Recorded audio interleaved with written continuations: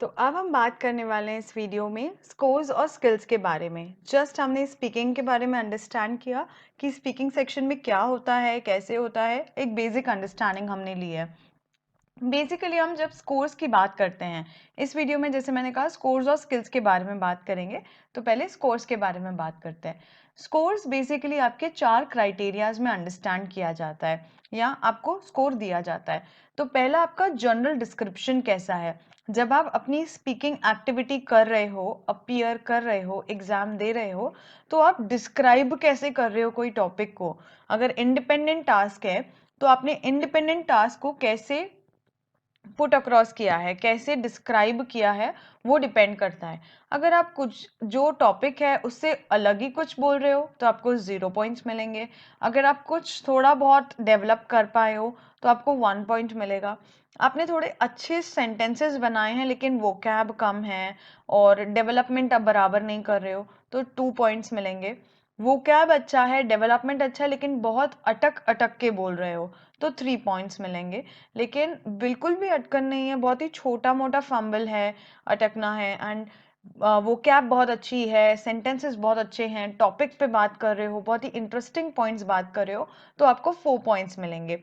तो हर एक टास्क का 0 to 4 के बीच में स्कोरिंग होता है।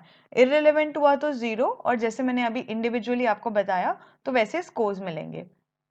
अब बात करते हैं डिलीवरी की। तो जब आप बात कर रहे हो तो आपका डिस्क्रिप्शन ठीक है, अच्छा है, लेकिन आप किस तरह से डिलीवर कर रहे हो, बहुत ही नर्वस हो, एक्सप्रेशंस कैसे हैं, और बहुत सारी चीज़ें मैटर करती है बैकग्राउंड की, तो वो आपकी डिलीवरी कैसे है। आप बार बार ऐसे थॉट्स लाने की कोशिश कर रहे हो तो आपकी डिलीवरी कैसे, उस पर मैटर करता है। ठीक है। देन आपका लैंग्वेज यूजेज कैसा है। लैंग्वेज यूजेज में आपको बहुत डिफिकल्टी जा रही है तो अगेन स्कोर लो हो जाएगा। लैंग्वेज यूजेज अगर अच्छा है, डिफिकल्टी नहीं जा रही है, बहुत ही फ्लुएंट है, तो स्कोर अकॉर्डिंगली वेरी करेगा। और टॉपिक में आप कितना डेवलप कर पा रहे हो, जैसे आपने मेन टॉपिक है उसके ऊपर सपोर्टिंग सेंटेंसेस कैसे दिए हैं, सपोर्टिंग सेंटेंस कैसे अटैच किए हैं, एग्जाम्पल्स कैसे दे रहे हो, रिलेवेंट दे रहे हो, इररिलेवेंट दे रहे हो, कुछ भी बात करने लग जा रहे हो, जो मन में आ रहा है वो बोल रहे हो, तो स्कोर नीचे आ जाएगा। टॉपिक से रिलेटेड बहुत ही रिलेवेंट बात कर रहे हो तो टॉपिक अच्छा कहलाएगा, टॉपिक आपने अच्छा डेवलप किया है, तो स्कोर उसके अकॉर्डिंग वेरी करेगा। तो ये 4 क्राइटेरिया हैं जिनके बेसिस पे आपका स्कोर वेरी करेगा। बट जैसे मैंने आपको बताया 4 टास्क होंगे, हर एक का स्कोर 0 to 4 के बीच में होगा, यानी कितना हो गया 16। तो अब आपके ये चीज़ें मार्क्स पॉइंट्स में कवर हो जाएंगे। अगर आपको इंट्रोडक्टरी वीडियो याद हो तो मैंने आपसे कहा था 30 रीडिंग, लिसनिंग, स्पीकिंग, राइटिंग सबको 30-30 पॉइंट्स हैं। तो 30 पॉइंट्स आपके इस तरह से कन्वर्ट किए जाएंगे, डिपेंड करता है कि आपने कैसी स्पीकिंग एक्टिविटी की है।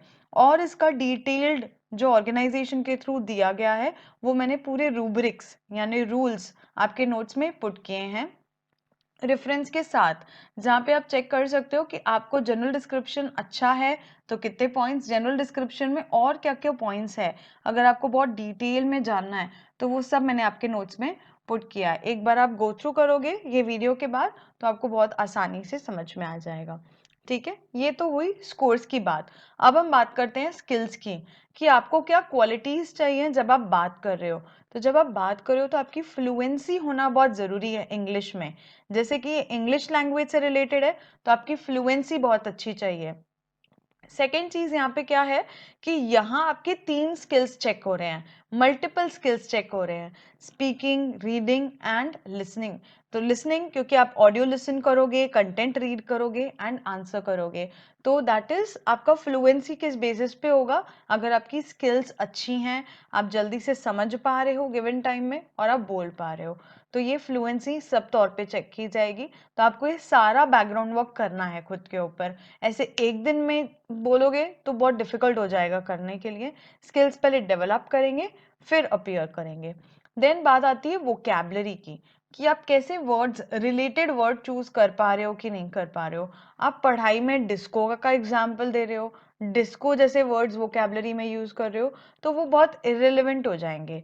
तो आपको वोकैबलरी सिंकअप करके यूज करनी है, जैसा टॉपिक है वैसी यूज करनी है, बहुत ही इधर उधर की वोकैबलरी नहीं यूज करनी है। देन हम बात करते हैं ग्रामर की।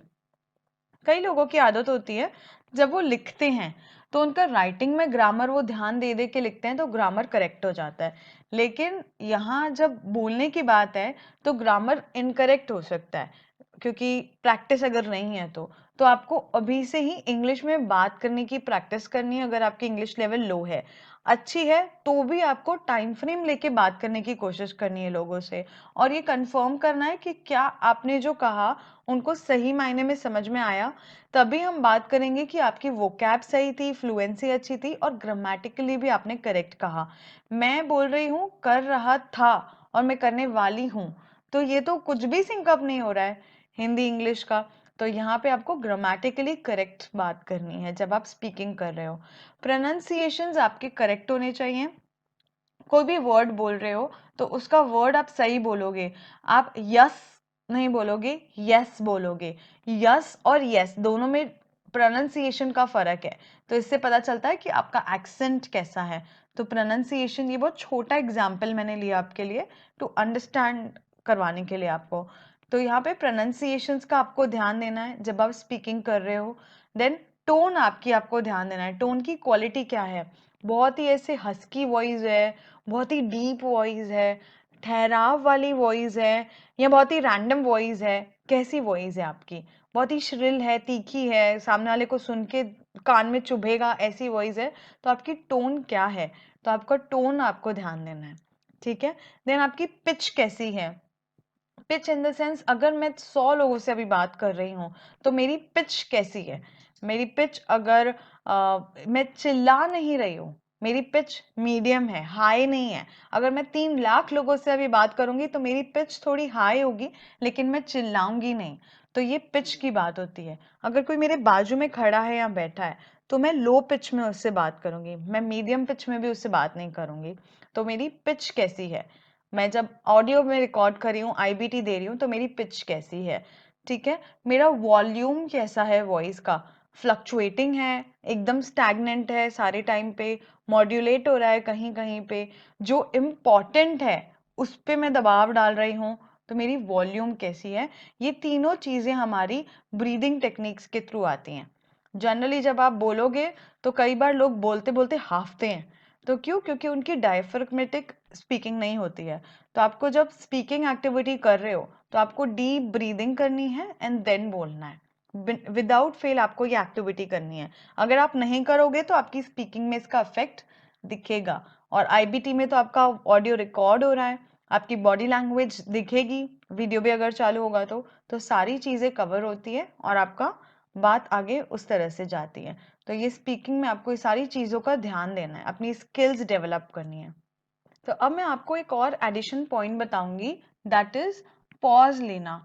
अब आपको मिले ही 45 सेकेंड्स है, उसमें आप एक आध सेकेंड का पॉज ले सकते हो। अगर आप कोई important point, important connecting point बोलना चाह रहे हो तो उस समय आप पॉज ले सकते हो। या आपको ब्रीदिंग में इशू है, आपका टोन, वॉइस और वॉल्यूम में इशू आ रहा है, तो आप 1 सेकेंड का पॉज ले सकते हो, 1 या 2 सेकेंड का। बट मेक श्योर जो आप जितना कह रहे हो वो इफेक्टिवली कहो, सारी क्राइटेरियाज को ध्यान में रखते कहो, जो आपको इवेल्युएट करने में ऑब्जर्व किया जा रहा है, देखा जा रहा है कि आप ये पॉइंट्स कवर कर रहे हो कि नहीं। तो आपको ये ध्यान दे के स्पीकिंग करनी है। अब एक बात मैं आपको बताती हूँ, जब आप स्पीकिंग एक्टिविटी करते हो या प्रिपेयर करते हो तो आपको बहुत सारी चीज़ें कही जाएंगी। 1 मिनट में 100 वर्ड्स कहने हैं और बहुत सारे आइडियाज़ कि ये करना है, वो करना है, ऐसा करना चाहिए, वैसा करना चाहिए। एक चीज आपको ध्यान में रखनी है कि आप टॉपिक सुनते ही आपके दिमाग में 4 पॉइंट्स आ जाने चाहिए, 4 या 5 पॉइंट्स जो आप 1 मिनट में बोलने वाले हो। क्योंकि आपके पास है 1 मिनट ही बोलने के लिए। उस 1 मिनट में आप सेटिस्फैक्ट्री स्पीकिंग करोगे। आपको बाद में आके ये गिल्ट नहीं रखना है, अरे मैंने तो ये पॉइंट नहीं कहा, ये पॉइंट नहीं कहा। तो आपकी थॉट प्रोसेस कैसी होनी चाहिए? स्ट्रक्चर होनी चाहिए। टॉपिक सुनते ही आपको क्लिक हो जाना चाहिए कि हाँ, मैं ये पॉइंट्स बोलना चाहता हूँ या बोलना चाहती हूँ, और आपको वो बोलना है। कोई पॉइंट मिस हो गया तो उसको गिल्ट नहीं रख के बोलना है, अरे ये भी रह गया, ये भी रह गया, ये भी बोल देते हैं, ये भी बोल देते हैं, तो टाइम लैप्स हो जाएगा और आप एट द एंड कुछ बोल नहीं पाओगे। तो 4 या 5 पॉइंट्स दिमाग में स्ट्रक्चर कर लेंगे एंड देन बोलना है। ये स्पीड में मत बढ़ना है कि बहुत फटाफट फटाफट बोल लेते हैं तो उसमें ग्रामेटिकल एरर होने के चांसेस हैं, फ्लुएंसी के चांसेस हैं, वो कैब नहीं आएगी उसके चांसेस हैं। तो इन सब के कारण स्कोर ऑटोमेटिकली आपका क्या हो जाएगा, लो हो जाएगा। तो आपको बेसिक चीजें ध्यान में रखनी है, अपना सिंक्रोनाइजेशन ध्यान में रखना है कि जो बोलना चाह रहे हो, जो टॉपिक है, उसके सिंकअप से रिलेटेड कंटेंट बोलना है आपको टाइम फ्रेम के अंदर। ठीक है, सो इस वे से आपको स्पीकिंग की प्रैक्टिस करनी है। स्कोर्स और स्किल्स के बारे में मैंने आपको बताया है, तो स्किल्स आप डेवलप करो। मैं आपको नेक्स्ट वीडियो में बताऊंगी कि स्पीकिंग के बारे में कैसे अपीयर करना है, कैसे टॉपिक्स होते हैं, कैसी चॉइसेस दी जाती हैं, सारी बातें हम सॉल्विंग पैटर्न में करेंगे कि कैसे सॉल्व करते हैं हर एक टॉपिक को। ठीक है, सो इस तरह से मैं मिलूंगी आपसे अगले वीडियो में। Thank you.